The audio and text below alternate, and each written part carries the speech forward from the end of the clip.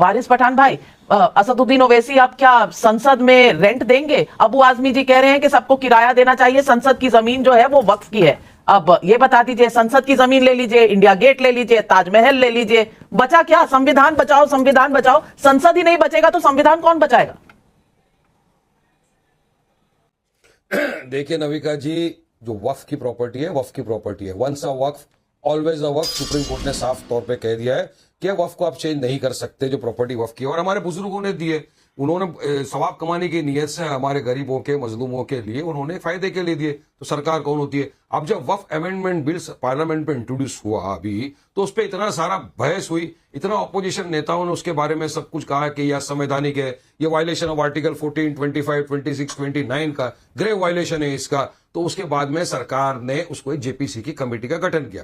अब जेपीसी की कमेटी का गठन हो चुका है, हर जगह शहरों में जाकर उन लोग कमेटी की मीटिंग हो रही है। हमारी भी पार्टी के सदर बैरिस्टर असदुद्दीन ओवैसी साहब उस कमेटी का हिस्सा है। अब लोग वहां पे आ रहे हैं, बातें रख रहे हैं, फैक्ट्स दे रहे हैं कि किया ये जमीन वक्फ की है, क्यों आप इसको नहीं हटा सकते। वहीं पर मुस्लिम पर्सनल लॉ बोर्ड ने क्यूआर कोड निकाला था। उन्होंने कहा जिसको ऑब्जेक्शन है 15 दिन का टाइम दिया, वो अपना ऑब्जेक्शन इस क्यूआर कोड के जरिए रजिस्टर करे। यकीन मानो करोड़ों के हिसाब से लोगों ने वहां पर ऑब्जेक्शन दायर किया है, करोड़ों के हिसाब से लोगों ने कहा नहीं, ये वक्फ हमारी जमीन है, ये हमारे मजलूमों का, गरीबों का हक है, हमारी मस्जिद है, हमारे मदरसे, हमारे ऑर्फनेज उसके अंदर है। और आप जो अमेंडमेंट देखेंगे नाविका जी, वो ऐसे पर से इलीगल है कि मोदी सरकार की नीयत में ही खोट है। उनकी नीयत वक्फ को बचाना नहीं है, मोदी सरकार की नीयत है वक्फ की जमीन को हड़प करना है। ये दिखा के 9.7 आप मुझे अपनी नीयत बता दीजिए ना।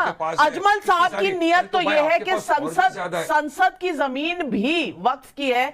आप संसद की जमीन भी वक्फ की मानते हैं? कह दिया सो कह दिया। देखिए अजमल साहब ने जो कहा वो मैंने सुना है। अगर वक्फ की जमीन है दे देना पड़ेगा। आप कैसा ले सकते हैं? वक्फ की अगर जमीन है तो वक्फ को वापस करना पड़ेगा, आपको देना पड़ेगा। देखो मैं वही बता रहा हूं ना, सरकार की नीयत देखो घुमा रही है गोल गोल गोल गोल। अरे लिमिटेशन का कानून हटा दिया वक्फ के ऊपर से, आपने सारे अधिकार कलेक्टर को दे दिए, वो जाके वक्फ ट्रिब्यूनल के भी अधिकार ले लेगा, वक्फ बोर्ड के अधिकार छीन लेगा, जो कलेक्टर और एसडीएम बोलेंगे वो सबको मानना पड़ेगा। पहले कुछ वक्फ में प्रॉब्लम होता था तो 2 साल की सजा होती थी, नॉन बेलेबल ऑफेंस किया था। अब मोदी सरकार ने उसको बेलेबल कर दिया, लिमिटेशन का पीरियड आप हटा देते हो। आप हर रिश्ते से किसी ना किसी तरह से मुसलमानों को सताने का ये काम कर रहे हो, पोलराइज करने की कोशिश कर। कहां सताए जा रहे हैं? अब तो सब लोग रेंट देंगे, सब सांसद रेंट देंगे, जीएसटी के साथ देंगे कि बगैर देंगे, ये शायद शहजाद पूनावाला जी बताएंगे। शहजाद पूनावाला जी, अब तो असदुद्दीन ओवैसी जी को भी रेंट देना पड़ेगा क्योंकि सांसद है और संसद की जमीन जो है वो वक्फ की है। अखिलेश जी भी शायद रेंट देंगे। अब शहजाद पूनावाला, 1924 में बनी हुई संसद की जमीन भी वक्फ की हो गई, अब क्या किया जाए? देखिए नाविका, वक्फ तो बहाना है, असलियत में मुसलमानों को भड़काना है, वोट बैंक को चमकाना है। और वक्फ के नाम पर बीबीसी भड़काओ भाईजान कमेटी काम पर, ये सीए के नाम पर भी यही डिबेट 6 महीने पहले करते थे ना, नागरिकता छीन जाएगी, नागरिकता छीन जाएगी। कितनी नागरिकता छीनी? एक को नहीं। वैसे वक्फ की जमीन के माध्यम से राजनीतिक जमीन और वोट बैंक की जमीन पक्की करने का मॉडल है। वैसे मैं आगे बढ़ूं उससे पहले बता दूं, इन्होंने तो केवल पार्लियामेंट को क्लेम किया है नाविका जी। राम जन्मभूमि, कृष्ण जन्मभूमि, ताजमहल, 1500 साल पुराना गांव, क्योंकि कुरान पाक तो 1400 साल पहले नाजिल हुआ था, उससे पहले का गांव क्लेम करना, तमिलनाडु का, छत्तीसगढ़ में तहसील ऑफिस, म्युनिसिपल हेडक्वार्टर सूरत की, गुजरात हाईकोर्ट, सब कुछ क्लेम कर दिया। नाविका जी आपका घर बच गया है, एड्रेस मत दीजिए, वो भी क्लेम कर देंगे। पर मैं आना चाहता हूं मुद्दे पर। ये असीमित ताकत वाली बातें कौन कर रहा है? जो संविधान लेकर घूमते हैं। मतलब असीमित ताकत होनी चाहिए केवल एक धर्म के पास। क्या जैनों में है? क्या ईसाइयों में है? क्या और किसी धर्म के पास ऐसी तंजीम है? क्या नहीं है। ट्राइब्यूनल में मामला जगह ऐसा है? नहीं है। दूसरी बात, ये क्या संशोधन कोई हिंदुओं ने प्रपोज किया था? Sachar committee report, Rahman Khan report, मुसलमानों ने, मुसलमान बेवाओं को, अनाथों को, यतीमों को अधिकार मिलेगा क्योंकि लैंड ग्रैबिंग हो रही है। 9 लाख एकड़ की जमीन है वक्फ के पास, मतलब 9 into 9 मुंबई, 9 मुंबई जितनी जमीन। इनकम कितनी? 200 करोड़। 12,000 करोड़ की इनकम कहां जा रही है? यही अमीर मुसलमानों के पास। और इसलिए पसमानदा को अधिकार ना मिले, इसलिए यह साजिश रची जा रही है, ये सब अपर कास्ट मुस्लिमों के द्वारा। और आखिरी 10 सेकंड लेकर बात करना चाहता हूं। एक तो वक्फ है जो जमीन हड़पता है, पर वक्फ के ऊपर एक बड़ा जमीन ग्रैबर, मतलब कि चोर, और चोर के ऊपर महाचोर, एमसी। ये एमसी कौन है? ये महाचोर है कांग्रेस। ये मणिपड़ी रिपोर्ट है। टाइम्स ऑफ इंडिया में बहुत वर्ष पहले छपी भी थी। इस टाइम्स ऑफ इंडिया की रिपोर्ट में और मनी पड़ी रिपोर्ट में लिखा है कि मल्लिकार्जुन खड़गे, रहमान खान, जाफर शरीफ, रोशन बेग, धर्म सिंह, कमरुल इस्लाम, एन ए हैरिस, इन लोगों ने मिलकर 50,000 एकड़ में से 27,000 एकड़ मतलब 2 लाख करोड़ की जमीन लूट ली है। दूसरी बात, जो पार्लियामेंट की बात कर रहे हैं ना, टाइम्स ऑफ इंडिया और इकोनॉमिक टाइम्स ने स्टडी किया था इस पूरे विषय में। एक पीआईएल हाईकोर्ट में गई थी।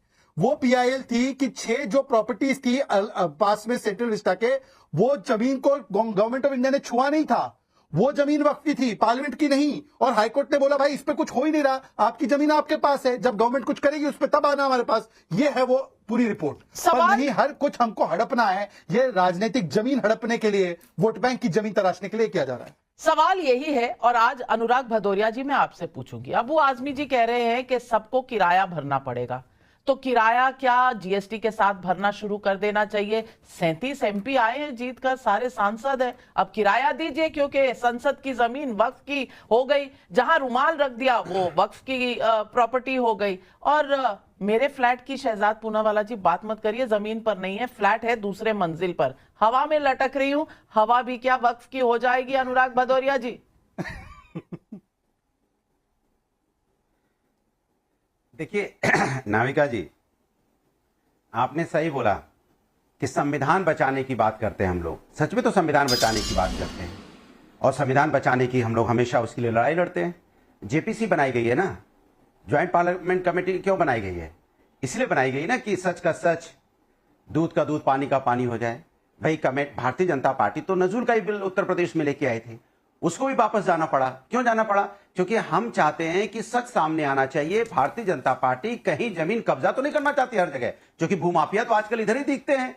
जब अयोध्या में भूमाफिया देखने को मिले, जिस तरह से वहां पे जमीन पे कब्जेदारी आपने देखी, तो जाहिर सी बात है ये तो कहीं भी भूमाफिया पैदा हो जाते हैं ना बीजेपी में। तो क्यों नजूल की जमीन पे ना भूमाफिया पैदा हो जाए, कहीं वक्फ बोर्ड पे तो ना भारतीय जनता पार्टी की नजर है। इसलिए पार्लियामेंट में बिल आया, फिर जेपीसी में गया, जेपीसी में सभी पार्टी के सदस्य हैं, वहां पे बहस चल रही है, वहां पे मीटिंगें चल रही हैं। आप सामने आ जाएगा, टेबल पे आ जाएगा, क्या सच है, क्या होना है, क्या नहीं होना है। इसके लिए इतना हल्ला मचाने की तो जरूरत नहीं है। हाँ, हो सकता है कि भारतीय जनता पार्टी इसका एक प्रोपेगेंडा, जब तक जेपीसी का नहीं आता, रिपोर्ट नहीं सामने आती, तब तक एक प्रोपेगेंडा बनाने की कोशिश तो कर सकती है कि नहीं नहीं नहीं ऐसा वो बताएं, ये बताएं, वो कैसा होगा, ये कैसा होगा, तो क्या हुआ। अरे क्या भाई, कहां क्या बोल रहे हो, कुछ भी बोल रहे हो भाई। जेपीसी पे विश्वास है कि नहीं इस देश को? संविधान पे विश्वास है कि नहीं इस देश को? सबको विश्वास है, लेकिन भारतीय जनता पार्टी को नहीं है। लब लब लब लब लब कर रहे हैं हर बात में, लब लब लब लब लब लब लब लब लब, ये बताएं, वो पकड़ें, ये पकड़ें। अरे क्या पकड़ें, क्या बताएं भाई? संविधान पे विश्वास रखिए। जेपीसी का अभी चल रही है मीटिंग, जेपीसी अपनी रिपोर्ट पार्लियामेंट में पेश करेगी, आपको पता चल जाएगा क्या है। इसीलिए तो जेपीसी में गई ना, आप जमीन कब्जा करने के चक्कर में थे। आप चाहते थे बदरुद्दीन अजमल को आपने लो नहीं कहा, आप बीजेपी को लो कर रहे हैं, बीजेपी कर रही है। शहजाद पूनावाला जी जवाब दे। अरे इधर उधर भाग रहे हैं, फिर इधर उधर भाग गए आप। आपका देखिए हवा में लटकाने लगे। देखिए, मैं क्विक काउंटर देना चाहता हूं। मैंने अनुराग जी की पूरी बात को सुना है, मुझे उम्मीद है कि वो चुप रहेंगे, अपनी अपनी बारी में हम अपनी बात रखेंगे। नाविका जी प्लीज, नाविका जी आप बोले। नाविका जी प्लीज डिस्टर्बेंस बंद कीजिए ताकि एक सार्थक चर्चा। हाँ देखिए, इन्होंने अभी बोला कि जेपीसी पे विश्वास नहीं है। आपको पता है ओवैसी साहब की पार्टी का एक ही सांसद है। एक सांसद वाली पार्टी को कोई जेपीसी में स्थान नहीं मिलता, फिर भी सरकार ने बड़ा दिल बताते हुए उनको एक सदस्य बनाया, क्योंकि इंपॉर्टेंट कमेटी थी।